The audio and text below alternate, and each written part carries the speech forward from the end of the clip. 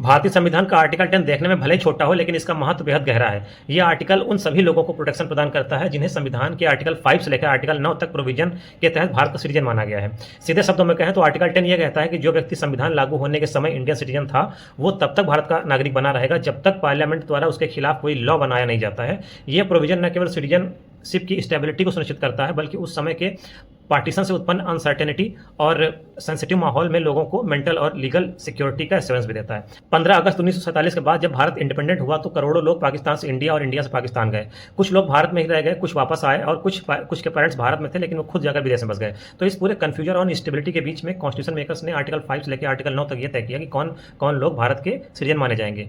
जब ये तय हो गया कि कौन सिटीजन होगा, तब आर्टिकल 10 ने ये गारंटी दी कि अब सिटीजनशिप तब तक सेफ रहेगी जब तक पार्लियामेंट कोई नया लॉ नहीं बना देता है।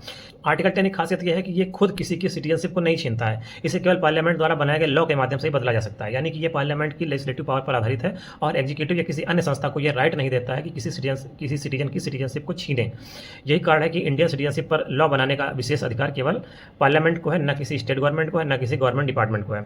1955 में पार्लियामेंट ने एक विस्तृत लॉ को बनाया था, सिटीजनशिप अमेंडमेंट एक्ट 1955। यह लॉ आर्टिकल 10 की एक्सप्लेनेशन को और अधिक क्लियर करता है। सुप्रीम कोर्ट ने भी कई बार जजमेंट में आर्टिकल 10 की व्याख्या करते हुए कहा कि सिटीजनशिप एक कॉन्स्टिट्यूशनल स्टेटस है जिसे बनाए रखने या छीनने की पावर पार्लियामेंट के पास है। इजहार अहमद केस में सुप्रीम कोर्ट ने कहा था कि संविधान सिर्फ ये तय करता है कि कौन सिटीजन होगा, लेकिन सिटीजनशिप को बनाए रखने, उसको डिस्क्वालीफाई करने का अधिकार पार्लियामेंट के बनाए हुए लॉ के अनुसार ही होगा। इस प्रकार एक और केस है रहमतुल्लाह बनाम स्टेट ऑफ यूपी। इसमें कोर्ट ने यह कहा था कि सिटीजनशिप कॉन्स्टिट्यूशन से नहीं बल्कि पार्लियामेंट के लॉ से रेगुलेट होता है। यह इस बात का प्रमाण है कि आर्टिकल 10 भारतीय डेमोक्रेसी की उस स्पिरिट को मजबूत करता है जिसमें कोई भी सिटीजन सरकार की आर्बिट्रेरी विल से नहीं बल्कि कानून द्वारा शासित होता है।